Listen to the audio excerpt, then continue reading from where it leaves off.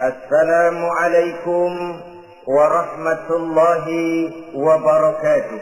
وعليكم السلام ورحمة الله وبركاته.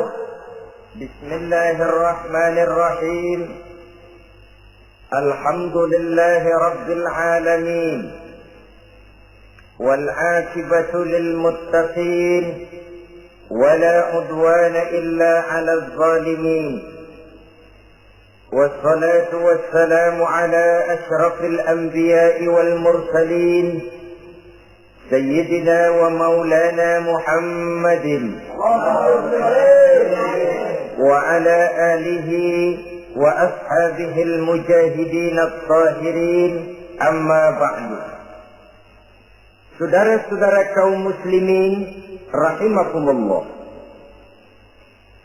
setiap kita muslim di dalam kehidupan ini selalu ingin dicintai oleh Allah Subhanahu wa ta'ala. Dan tidak seorang pun di antara kita yang hidup ingin dimurkai oleh Allah Subhanahu wa ta'ala. Jangankan lagi dimurkai Allah, dimarahi tetangga saja kita kadang-kadang sudah merasa tidak enak. Padahal bagaimanapun, kalau sekadar dimarahi tetangga, kita masih bisa menghindar, pergi atau pindah ke tempat lain. Tahun depan kita kembali lagi, barangkali sudah bisa berdamai.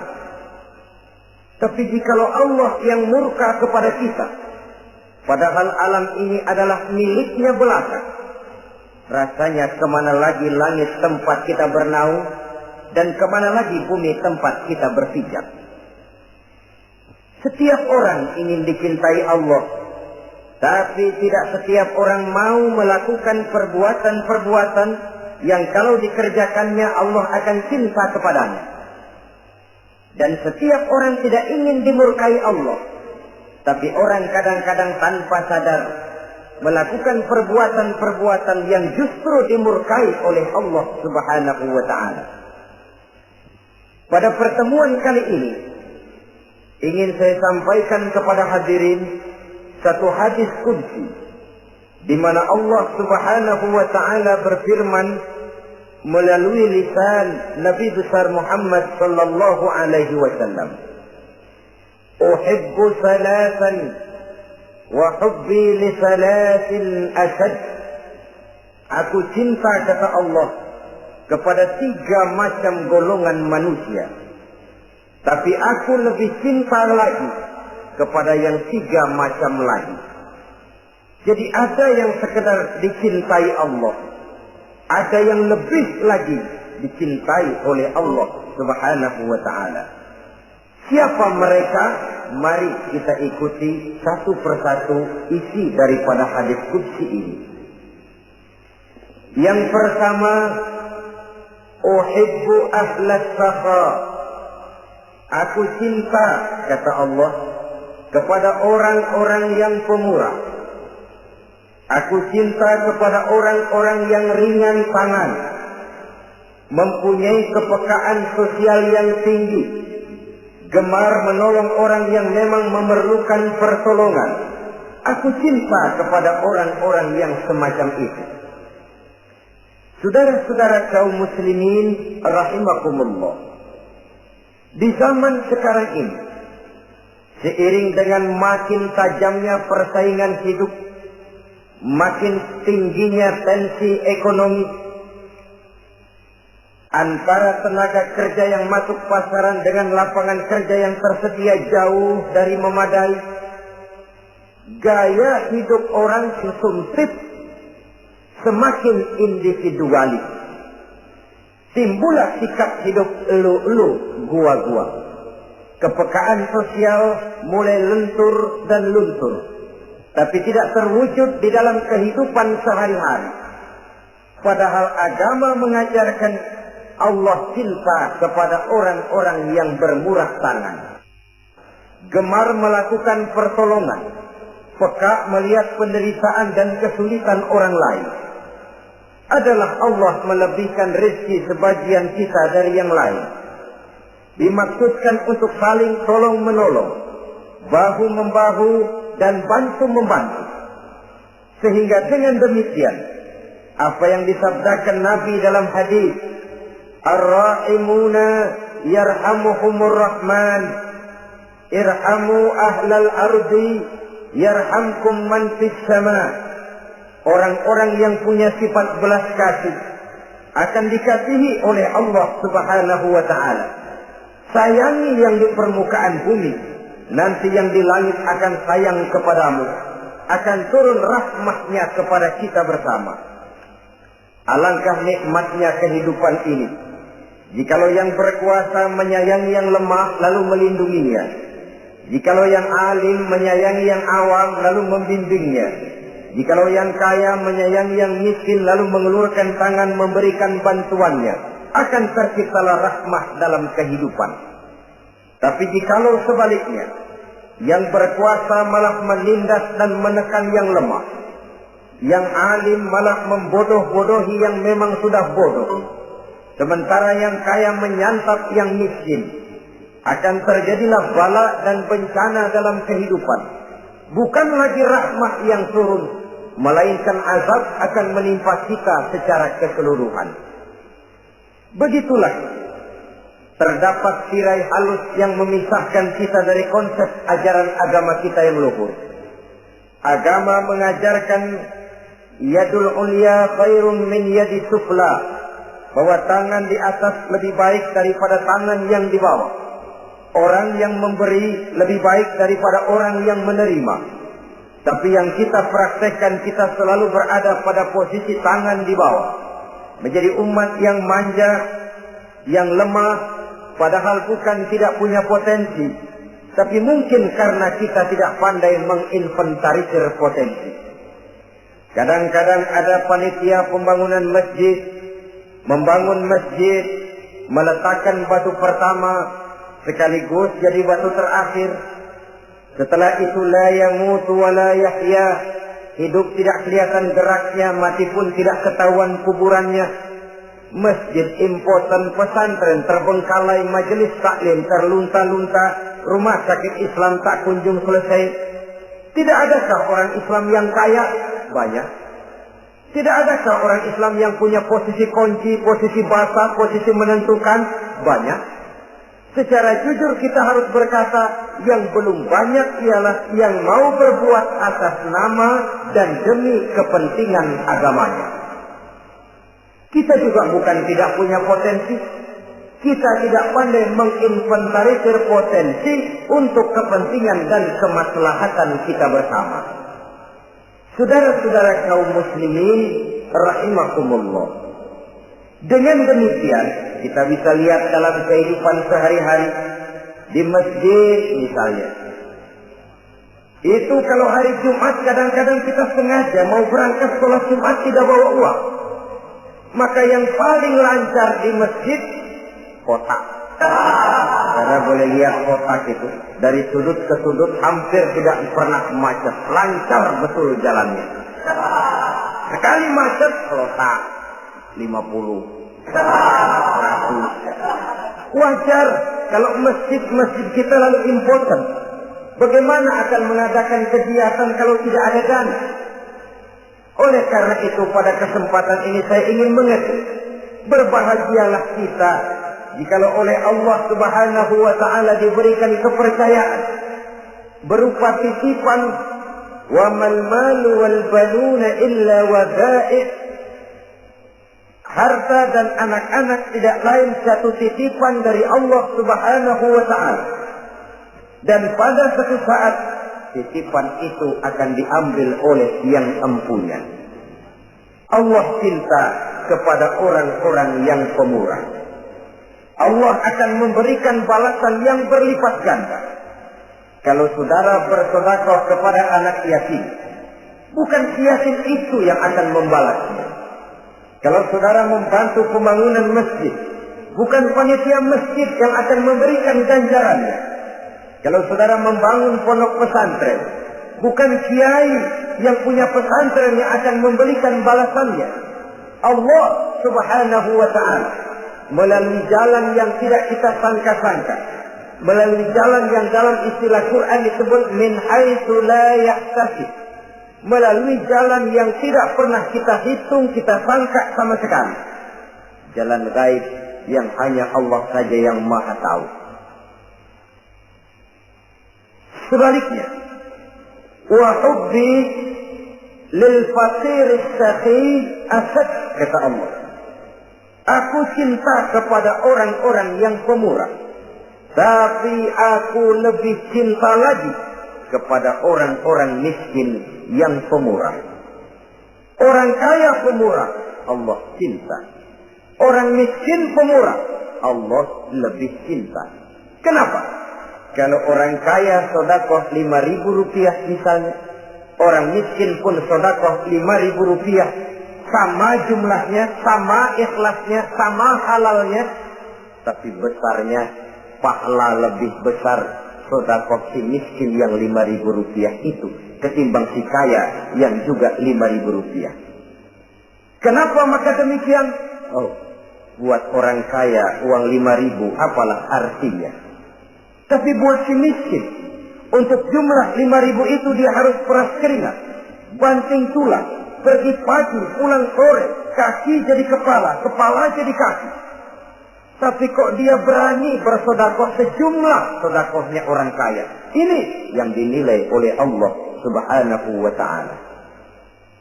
Saudara-saudara kaum muslimin rahimakumullah, sifat inilah yang dahulu dicontohkan oleh baginda Rasul. Bahkan apa yang beliau sedekahkan kepada orang lain biasanya adalah sesuatu yang lebih baik dari apa yang beliau pakai sendiri. Watak ini yang diikuti oleh generasi sahabat. Kita ambil contoh ketika terjadi perang Tabuk misalnya. Datanglah Sayyidina Abu Bakar Siddiq, membawa seluruh harta bendanya disumbangkan di jalan Allah. Melihat ini Nabi bertanya, hal tarakta li ahlika syai'an ya Abu Bakar? Wahai Abu Bakar, begini banyak harta yang kau infakkan fi sabilillah ini, apakah buat keluargamu sudah kau tinggalkan? Sayyidina Abu Bakar dengan tegak menjawab, taraktu lahumullaha wa rasulahu. Sudah, saya tinggalkan mereka Allah dan Rasulnya. Saya tinggalkan mereka keyakinan, akidah, iman, bahwa kalau kami menolong Allah, menolong agama, Allah akan menolong kami. Bahwa kami tidak akan jadi melarat karena memperjuangkan agama. Bahwa kami tidak akan jatuh miskin kalau harta ini kami belanjakan di jalan Allah. Kami tinggalkan keyakinan itu kepada anak-anak dan istri di rumah. Sementara harta yang ada, seluruhnya kami bawa kemari. Keyakinan yang dimiliki oleh Sayyidina Abu Bakar Siddiq di zaman sekarang ini sudah merupakan keyakinan yang sangat langka. Kita belum yakin benar akan kebenaran janji Allah. Sehingga dengan demikian timbullah keraguan-raguan. Apa iya kalau saya belanjakan uang ini di jalan Allah akan ada balasannya? Apa iya kalau uang ini saya gunakan untuk melaksanakan ibadah akan datang balasannya? Padahal dalam hadis qudsi Allah menjanjikan, ana inda zanni abdihi, aku ini, kata Allah, bagaimana menurut persangkaan hambaku saja kepadaku. Kalau dia sangka baik, insya Allah baik datangnya. Kalau dia sangka tidak, aku bagaimana menurut sangka hambaku kepadaku. Itulah sebabnya dalam segala hal kita harus husnuzan, berbaik sangka kepada Allah Subhanahu wa ta'ala. Saudara-saudara kaum muslimin rahimakumullah, inilah golongan pertama kekasih Allah, orang-orang yang dicintai Allah, orang-orang yang pemurah, yang sadar bahwa harta hanya sekadar titipan dari Allah Subhanahu wa ta'ala. Dan harta menurut Nabi, apabila sudah kita belanjakan di jalan Allah, dia akan berkata, pertama, kuntu qalilatan fakatsartani, jumlahku sebenarnya sedikit, tapi lantaran engkau sedekahkan aku, engkau belanjakan aku di jalan Allah, maka jumlahku jadi banyak. Kau sedekah 1000, dibalas 7000, dikali 10, dikali 100, masih ditambah wallahu yudha'ifu liman yasha. Allah melipat gandakan pahala kebajikan dari orang-orang yang dikehendakinya. Yang kedua, harta itu akan bicara lagi. Kuntu faniyatan fa'abqaitani. Aku ini sebenarnya fana, tidak kekal, berubah, relatif dan temporer, sirna oleh pergeseran masa dan pertukaran waktu. Tapi lantaran engkau sedekahkan aku, engkau belanjakan aku di jalan Allah, maka nilaiku jadi kekal, akan mendampingi engkau sampai di hadratullah azza wa jalla di akhirat nanti. Jadi harta yang kita tumpuk-tumpuk, yang kita sangka akan mengekalkan kita sampai tidak akan miskin 7 keturunan, dengan segala macam cara kita tempuh, dia bukan harta yang kekal. Yang kekal, yang kita belanjakan di jalan Allah subhanahu wa ta'ala. Itu milik kita yang benar-benar akan kita nikmati. Yang ketiga, harta itu akan berkata lagi, kunta harisi fal'ana sirtu harisaka.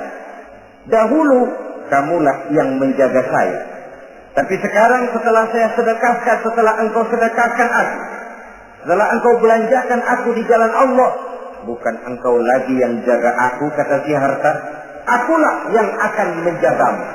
Di dunia orang yang rajin sedekah, sedekahnya itu menolak bala, terhindar dari segala bencana dan musibah. Sementara di akhirat, sedekahnya itu akan menjadi dinding yang menjaga dia dari jilatan api neraka. Demikian harta yang sudah kita infakkan, kita belanjakan, kita sedekahkan di jalan Allah itu akan menjadi pejaga kita.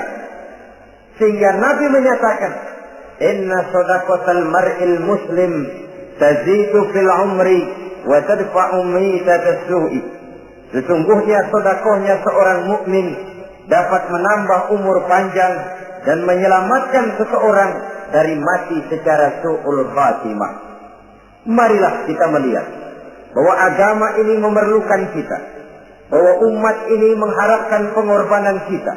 Dengan segala kemampuan yang ada pada diri kita, mari kita menyadari bahwa harta kita yang benar-benar milik kita, sesungguhnya yang sudah kita belanjakan di jalan Allah subhanahu wa ta'ala. Saudara-saudara kaum muslimin rahimakumullah, inilah golongan pertama. Golongan yang kedua yang dicintai oleh Allah subhanahu wa ta'ala, uhibbul mutawadhi'in.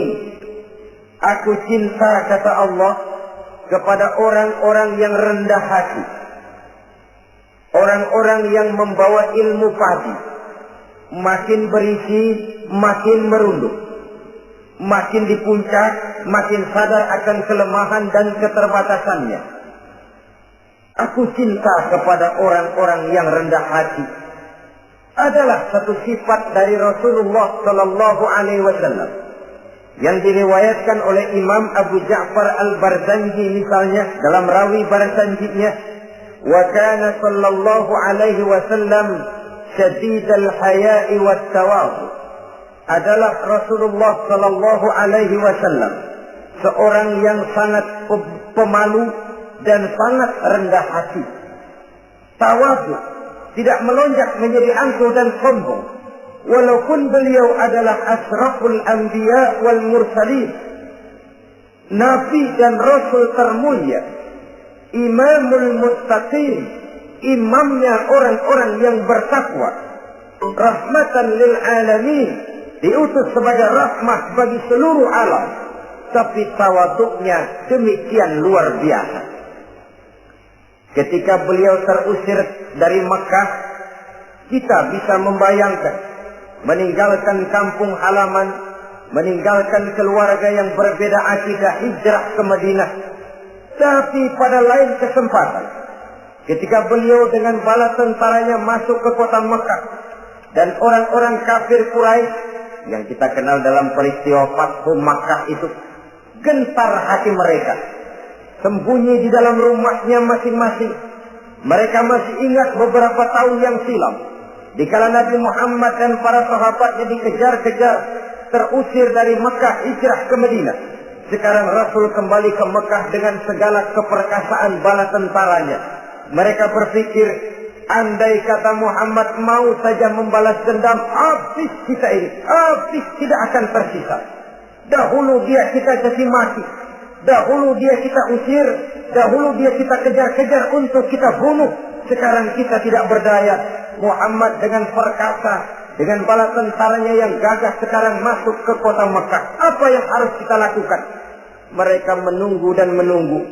Dan Nabi dengan gagah masuk ke kota Mekah bersama bala tentaranya. Apa ucapan yang pertama beliau lontarkan? Pembalasan dendam? Tidak. Mencari orang-orang yang dulu mengejar, memusuhi, mengancam akan membunuhnya? Tidak. Beliau tidak teriak-teriak, mana itu Abu Jahal? Mana itu Abu Lahab? Mana itu Abu Sufyan? Mana itu dulu orang-orang yang memusuhi saya dan sahabat saya? Ayo keluar kalau berani, ha? Tidak. Pidato ucapan pertama yang keluar dari bibir yang mulia itu sungguh di luar perkiraan kufar Quraisy. Apa jawab Nabi? Pidato Nabi, al-yauma yaumul marhamah. Tuan-tuan para Quraisy, tidak usah khawatir. Hari ini adalah hari yang penuh kasih sayang. Saya masuk ke kota Makkah semata-mata untuk menunaikan ibadah. Tidak akan ada balas dendam. Tidak akan ada pertumpahan darah. Siapa yang masuk ke Masjidil Haram dia aman. Siapa yang masuk ke Masjidil Haram dia senang. Tidak akan diganggu barang sedikit pun. Bersih hatinya dari balas dendam. Tidak ada watak untuk menunjukkan kepungahan pada beliau berada di puncak kejayaan. Tidak. Ini yang disebut syadidul haya wa tawadu. Sangat rendah hati. Tidak melonjak menjadi angkuh dan sombong lantaran keberhasilan yang pernah dicapainya. Uhibbul mutawadhi'in. Aku cinta kepada orang-orang yang rendah hati. Makin berkuasa, makin rendah hati. Makin berilmu, makin rendah hati. Makin kaya, makin tawadhu. Wa hubbi lil ghaniyil mutawadhi asad. Tetapi kata Allah, aku lebih cinta lagi kepada orang-orang kaya yang rendah hati. Orang miskin tidak sombong, Allah cinta. Orang kaya tidak sombong, Allah lebih cinta. Sebabnya apa? Rasa-rasanya kalau ada orang miskin tidak sombong, memang sudah harusnya. Tapi kalau ada orang kaya, apa saja dia punya. Kebunnya ada di mana-mana, kendaraannya sejumlah keluarganya, uangnya, depositonya ada di berbagai bank, pabriknya banyak.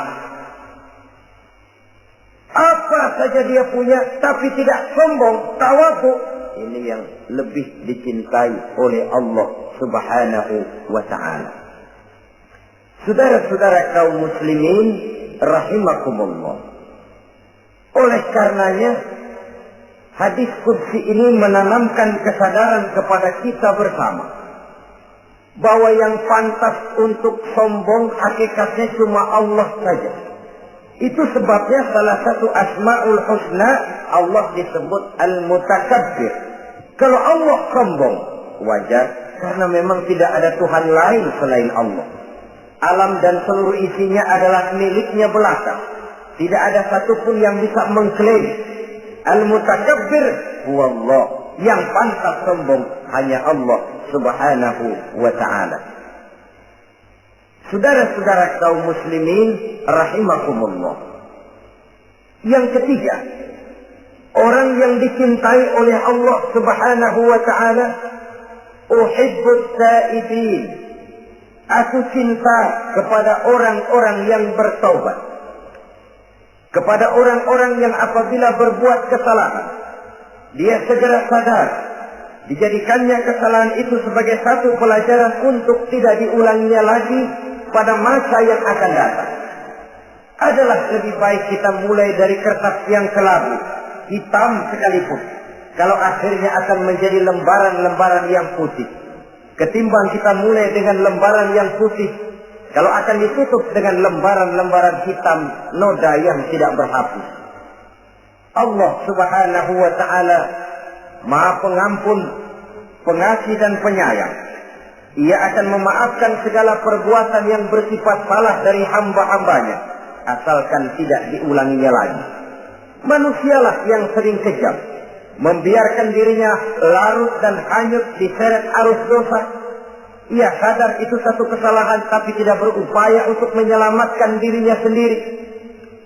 Apakah itu berupa yang namanya judi, minuman keras, menipu orang lain, durhaka kepada kedua orang tua, jahat kepada tetangga, suka memfitnah orang lain. Dibiarkan dirinya hanyut di dalam lembah dosa tanpa upaya penyelamatan sama sekali.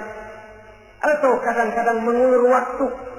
Nanti saja sudah tua-tuaan taubatnya. Padahal waktu tidak pernah main-main.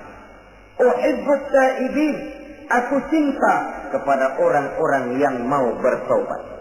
Wa hubbi lisabit taib asad, tapi aku lebih cinta lagi kepada orang-orang muda yang mau bertaubat. Apabila orang tua bertaubat, Allah cinta. Anak muda bertaubat, Allah lebih cinta. Dalam usia mudanya, di mana darah masih mengalir dengan panas, sejuta khayal dan keinginan masih bersemi di dalam benaknya, dia sanggup blokir semua itu, disalurkannya di jalan Allah. Allah cinta sekali kepada orang-orang semacam itu.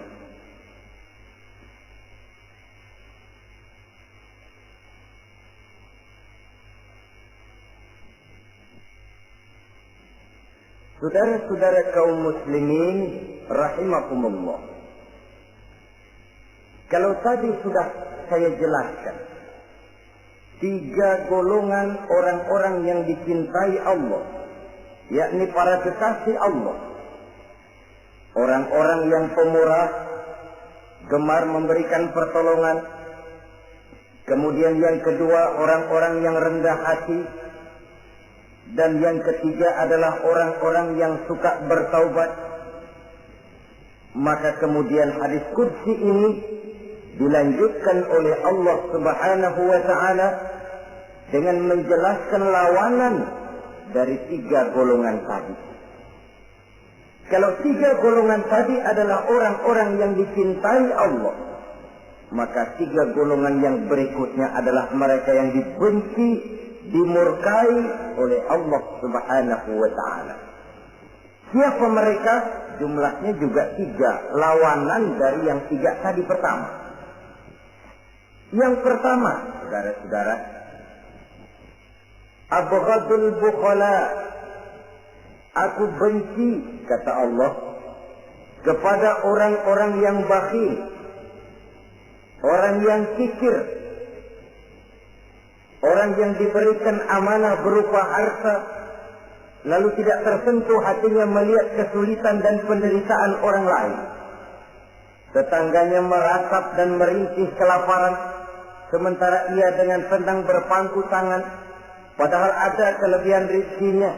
Ia tahu kesulitan orang lain, tapi ia tidak berusaha mengulurkan tangan memberikan bantuan. Kenapa seseorang bisa terjebak ke dalam penyakit bakhil bin kikir alias pelit seperti ini? Oleh karena harta benda dunia itu sudah berakar kuat di hatinya. Tidak mau lepas lagi ia dari sana. Tidak mau berpisah ia dengan harta itu walau sedikit jua pun. Dan memang para ulama sufi mengajarkan, orang kaya itu ada 2. Ada orang kaya hakiki, ada orang kaya majazi. Orang kaya hakiki, orang kaya sebenarnya adalah orang yang kaya hatinya. Luas cakrawala pandangannya, terbentang nuansanya, tidak cukup melihat karunia yang diberikan Allah dalam kehidupan ini. Orang yang kaya hati, inilah orang kaya hakiki. Adapun orang kaya majazi adalah orang yang banyak hartanya tapi miskin hatinya. Hidupnya sudah melimpah tapi ia selalu merasa kurang, maka ia tidak pernah cukup. Posisinya sudah kaya tapi ia masih merasa miskin, maka ia pun selalu miskin. Imam Ghazali rahimahullah memberikan contoh yang indah. Perjalanan hidup manusia sama dengan naik kapal laut yang besar menuju pulau bernama akhirat, mencapai pantai surga bahagia. Kapal ini akan singgah di satu pulau bernama dunia. Para penumpang diperbolehkan turun, tapi sebelumnya diingatkan lebih dahulu bahwa ini cuma sekedar tempat transit. Di dunia, di pulau yang bernama dunia, para penumpang boleh mengambil apa yang memang diperlukan untuk bekal dalam perjalanan. Tapi jangan lupa bahwa kapal akan melanjutkan perjalanan menuju kepulauan akhirat yang kekal dan abadi. Maka turunlah para penumpang ke pulau yang bernama dunia ini. Macam-macam tingkah lakunya ketika mereka menjejakkan kaki ke pulau dunia. Ada yang tetap sadar kepada pesan nakoda. Dia turun ke pulau yang bernama dunia, yang hijau, ranau, indah, memikat, mempedaya, mempesona. Tapi ia tetap sadar, ini cuma tempat transit. Ini cuma tempat persinggahan sementara. Bukan ini tempat yang akan saya tuju. Kapal akan segera berangkat. Saya harus bersiap-siap. Diambilnya apa yang diperbolehkan di pulau bernama dunia sebagai bekal menuju perjalanan akhirat. Dan setelah itu dia segera kembali ke kapal untuk melanjutkan perjalanannya. Ada pula penumpang yang lalai. Ketika turun ke pulau bernama dunia ini, ia lupa kepada pesan sang nakoda. Ia terpedaya oleh hijau ranaunya kepulauan dunia. Ia terpikat oleh gemerlapnya kehidupan dunia. Sibuklah seluruh waktunya untuk mengambil segala yang ada di kepulauan dunia ini. Ia menyangka bahwa ia sudah sampai kepada tujuan yang sebenarnya. Dikala peluit kapal berbunyi, pertanda kapal akan segera berangkat. Rupanya baru sadar dia bahwa ini bukan tujuan yang sebenarnya. Ia berusaha kembali ke kapal, walaupun masih bisa ikut naik kapal, tapi sayang tempatnya sudah ditempati oleh orang lain. Inilah contoh dari orang-orang yang kehidupan dunia telah melalaikan mereka daripada tujuan akhirat. Yang lebih celaka adalah nasib penumpang ketiga. Mereka yang tertinggal sama sekali di kepulauan dunia ini. Mereka lah orang-orang kafir, orang-orang munafik, orang-orang musyrik. Bagi mereka surgalah dunia ini. Bila kehidupan dunia berakhir, berakhir pula lah surganya sampai di sini. Ia menyangka sudah sampai kepada terminal akhir, padahal cuma sekedar halte, tempat di mana kapal singgah sebentar saja untuk melanjutkan perjalanan menuju kepulauan akhirat yang kekal dan abadi. Saudara-saudara kaum muslimin rahimakumullah, orang-orang yang sadar bahwa dunia cuma sekedar satu tempat transit, maka kesadaran itu menggugah dia kepada keyakinan terhadap kalimat inna lillahi wa inna ilaihi raji'un. Segalanya datang dari Allah, segalanya akan kembali kepada Allah. Tidak ada yang dibawanya saat ia terlahir ke alam dunia ini, dan tidak akan ada yang dibawanya kembali saat ia keluar meninggalkan alam dunia ini, kecuali iman dan amal soleh yang dikerjakannya di dalam kehidupan kita.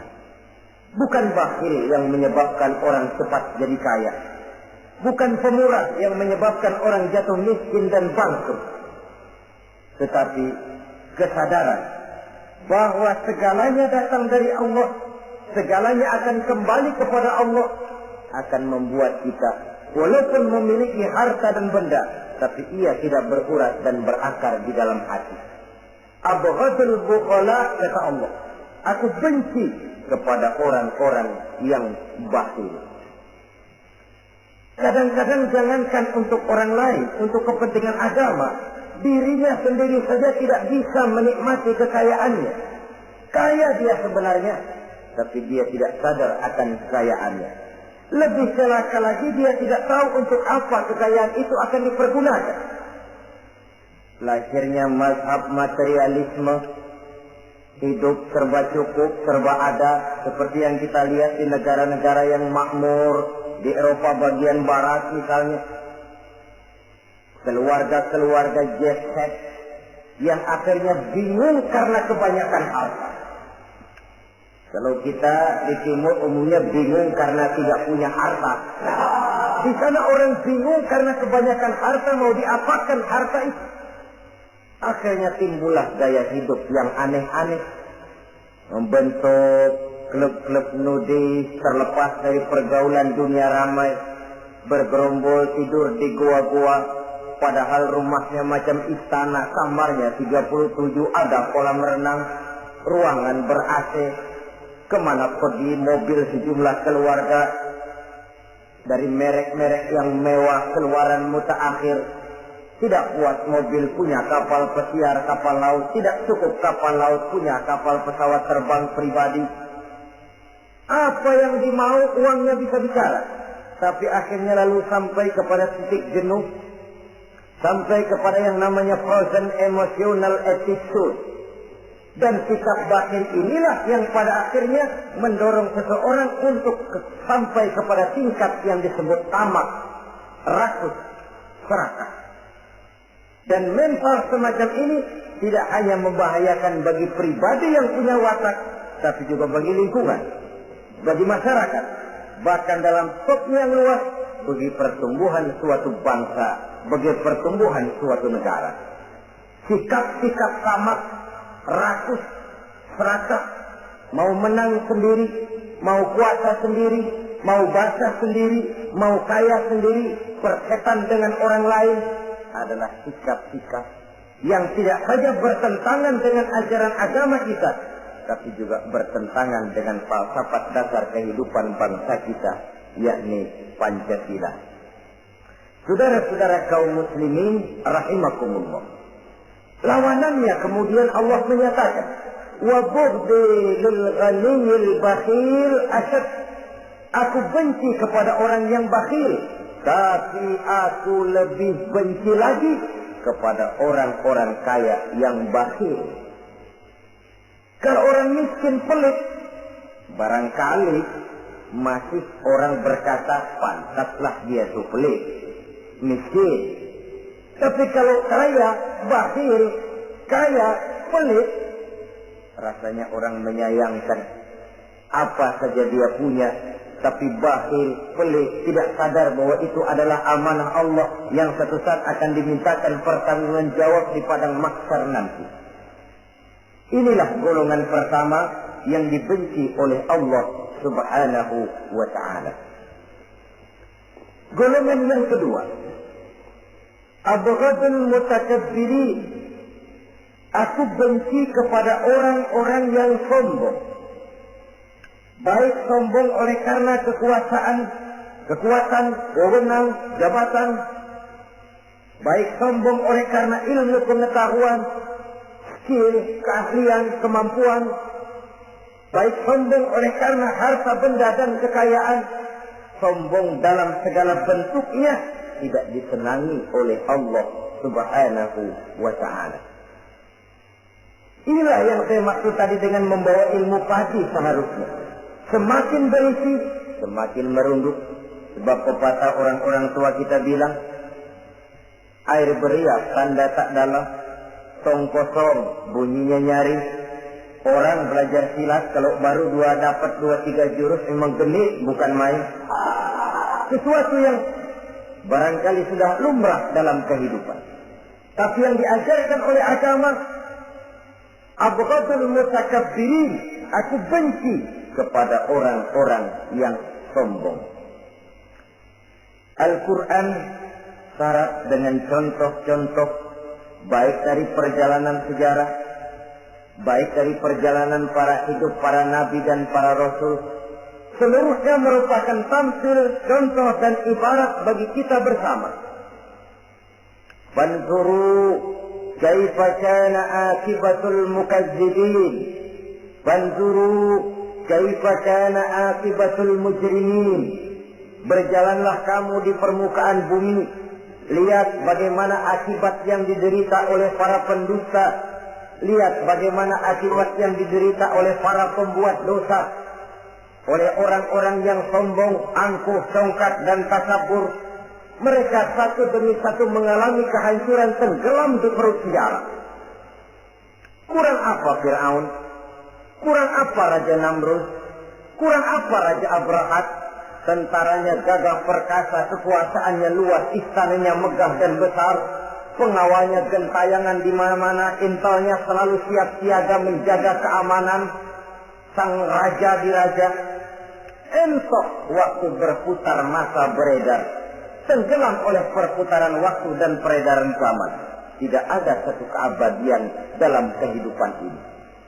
Akankah kita melahirkan Fir'aun kelas baru? Namrud di zaman modern, Abrahat gaya kini, yang semakin berada di puncak kekuasaan semakin lupa diri dan lupa daratan, menjadi orang yang hanya mau benar sendiri, adil sendiri, makmur sendiri, tidak peduli menari di atas bangkai dan penderitaan orang lain. Akankah kita melahirkan korun gaya baru yang sombong oleh karena harta kekayaan yang berlipat ganda? Ataukah kita akan melahirkan barsisul abid gaya baru yang sombong oleh karena ilmu pengetahuan yang dimilikinya? Marilah kita menyadari al-mutakabbir huwa Allah. Yang pantas, boleh dan sombong, wajar untuk sombong, cuma Allah subhanahu wa ta'ala. Abghadul mutakabbirin, aku benci kepada orang-orang yang sombong. Saudara-saudara kaum muslimin rahimakumullah, lawanannya kata Allah, selebihnya wa bughdi lil faqiril mutakabbir asad. Tetapi kata Allah, aku lebih benci lagi kepada orang miskin yang sombong. Ini yang sudah tidak punya pilihan. Orang pintar sombong barangkali lumayan, goblok sombong minta ampun, pejabat sombong barangkali karena punya pangkat, rakyat sombong apa yang mau disombongi, orang kaya sombong barangkali karena kekayaannya, melarat miskin sombong minta ampun. Sebab itu kata Allah, aku benci kepada orang-orang sombong, tapi aku lebih benci lagi kepada orang-orang miskin yang sombong. Hadis qudsi ini tentu saja memberikan satu kesadaran rohani yang paling dalam pada kehidupan kita setiap pribadi muslim, bahwa kita sejauh yang bisa kita lakukan hanyalah berusaha berbuat. Kita terikat oleh sunnatullah, kata kita orang beragama, hukum alam kata para ahli alam, natural of law katanya. Tapi di sebalik itu sesungguhnya segala hasil usaha, kepastian dan ketentuannya hak prerogatif dari Allah subhanahu wa ta'ala. Sehingga pada puncaknya kita akan sampai kepada jujur, la haula wa la quwwata illa billah. Tidak ada daya kita, tidak ada kekuatan kita kecuali apa yang memang telah diberikan Allah. Ialah sumber daya, sumber gerak, sumber seluruh kekuatan. Dan kita manusia hanya mencapai itu kalau dikaruniai oleh Allah subhanahu wa ta'ala. Sewajarnya, makin bertambah ilmu, makin sadar kita akan kebodohan kita. Seperti yang diucapkan oleh Al-Imam Syafi'i rahimahullah, setiap tambah ilmuku, bertambah taulah aku akan kebodohan. Sewajarnya, semakin bertambah harta kita, semakin sadar kita akan kemiskinan kita. Semakin bertambah tinggi pangkat dan jabatan kita, semakin sadar kita dari mana kita datang, kemana kita akan pulang, dan di mana kita akan sekarang. berada sekarang. Dengan kata lain, ilmu itu, harta itu, pangkat dan kedudukan itu sesuatu yang perlu dan perlu. Tapi bukan sebagai tujuan. Semuanya cuma sekedar alat. Tujuannya apa? Jangka panjang di akhirat untuk mencapai ridho Allah. Jangka pendek di dunia ini harus menjadi rahmatan lil alamin. Bagaimana ilmu itu jadi rahmah bagi lingkungan? Bagaimana kekuasaan itu jadi rahmah bagi lingkungan? Bagaimana harta itu jadi rahmah bagi lingkungan? Berfungsi sosial untuk kebersamaan di dalam kehidupan ini. Saudara-saudara kaum muslimin rahimakumullah. Inilah golongan kedua yang dimurkai oleh Allah Subhanahu wa ta'ala. Golongan yang ketiga, abghadul fasad.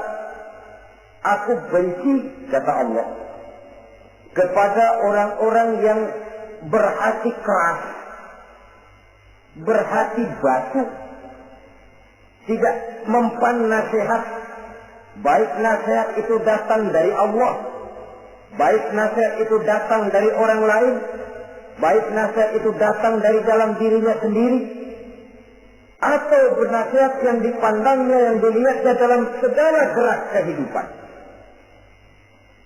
Satu hari bahkan beberapa sahabat pernah menghadap Rasulullah Sallallahu Alaihi Wasallam. Ya Rasul, jikalau sekarang ini kami nyaris tidak punya problem, artinya semua problem kami tuntas, sedikit kami bingung, tuanlah tempat kami bertanya. Kami tidak mengerti hukum, tuan tempat kami meminta fatwa. Kami ingin mendapat petunjuk, kepada tuan kami mengadu. Tapi nanti kalau satu saat tuan telah berangkat meninggalkan kami ya Rasulullah, menghadap Allah Subhanahu wa ta'ala, tinggallah kami hidup tanpa bimbingan tuan, kemana lagi kami harus minta nasihat? Baginda Rasul senyum, kemudian beliau menjawab, taraktu lakum nasihatain. Kamu tidak usah khawatir. Kalaupun pada satu saat nanti aku berangkat meninggalkan kamu semua, kembali menghadap Allah Subhanahu wa ta'ala, kamu tidak perlu bingung. Tempat kamu minta nasihat ada, tempat kamu bertanya ada, tempat kamu minta fatwa dan kepastian hukum ada. Taraktu lakum nasihatain. Aku tinggalkan untukmu dua macam nasihat. Pertama, yang aku tinggalkan kepadamu itu nasihat yang pandai bicara. Yang kedua, yang aku tinggalkan kepadamu itu nasihat yang diam saja. Sahabat lalu bertanya, kalau nasihat yang bisa bicara itu apa ya Rasul?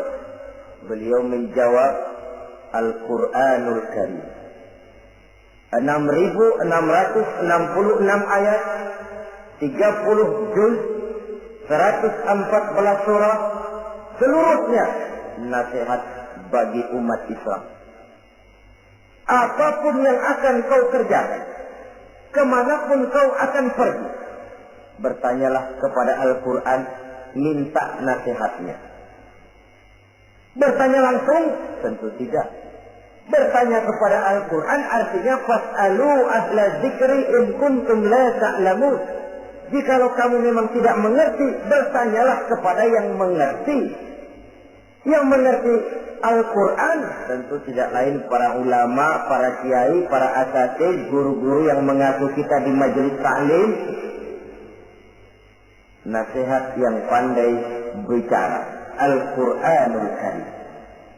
Kemanapun saja kaki akan kita langkahkan, ke arah manapun bumi yang akan kita tuju, mintalah lebih dahulu nasihat Al-Quranul Karim. Usaha apapun yang akan kita lakukan, mintalah nasihat kepadanya. Itu nasihat yang pandai bicara. Lalu sahabat bertanya lagi, kalau nasihat yang diam saja itu apa ya Rasul? Beliau menjawab, nasihat yang diam saja itu maut. Diam saja dia, tidak bicara, tapi pasti datangnya. Dan itu jadi nasihat. Kalau sekarang kau menyolatkan orang lain, apa tidak mungkin besok kau disolatkan orang? Kalau hari ini kau antar jenazah temanmu ke liang lahat, entah tahun depan, bulan depan, minggu depan, entah 5-10 tahun yang akan datang, bukankah kau yang akan diantar ke liang lahat? Kau tengoklah temanmu itu. Matanya masih ada tapi sudah tidak sanggup lagi melihat. Jangankan melihat, digerakkan saja pun sudah tidak bisa. Telinganya belum kemana-mana tapi sudah tidak mampu lagi mendengar. Kakinya masih cukup tapi sudah tidak mampu untuk dipakai berjalan. Tangannya masih ada tapi tidak ada lagi yang bisa dipegangnya. Apa yang kurang kalau sudah demikian?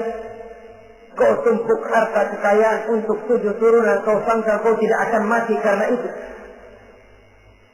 Kau ingin selalu berada di puncak padahal hidup ini mendaki dan menurun. Ini seluruhnya merupakan nasihat. Orang yang hatinya keras tidak mempan nasihat yang datang dari Allah, Quran dan maut.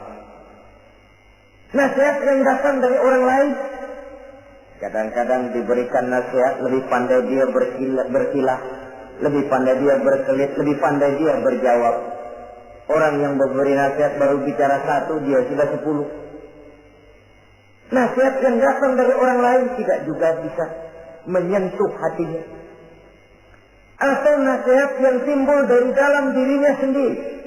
Kulit yang mulai berkerut, uban yang mulai bertabur, gigi yang permisi satu demi satu. Itu kan seluruhnya merupakan nasihat. Tapi orang yang hatinya keras, kasar, istilah kita barangkali sudah kulit badak, muka tembok, kuping kebo, masuk dalam golongan khatamallahu ala qulubihim. Allah sudah tutup cap, Allah tempel hati mereka, tidak masuk lagi nasihat. Na'udzubillah summa na'udzubillah.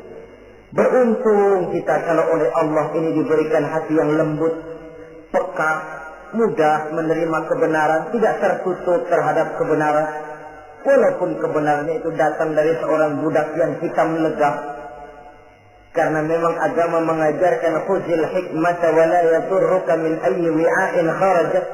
Ambillah hikmah, ambillah kebenaran, tidak usah terlalu kau pedulikan dari mana sumbernya. Asal itu merupakan kebenaran, jadikan sebagai nasihat di dalam kehidupan. Saudara-saudara kaum muslimin rahimakumullah. Rugi dan celaka kita kalau sampai diberikan hati yang keras, kasar, masuk dalam qaswatul qalbi, hati yang kasar, keras, tidak mempan nasihat apapun.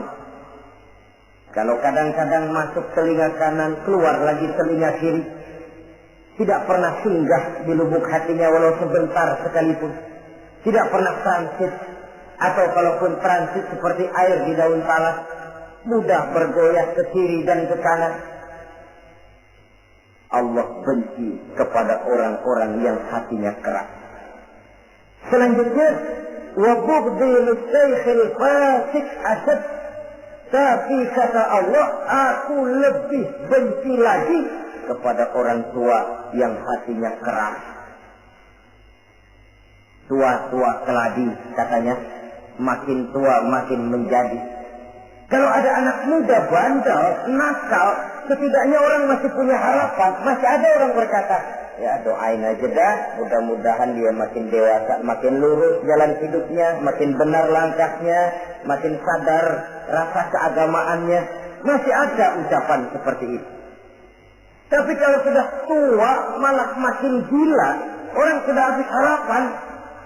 Paling orang bilang, tua aki-aki, udah asar, udah maghrib, udah dekat ke lubang kubur, bedung menggerib masih nyingsot aja di perapatan.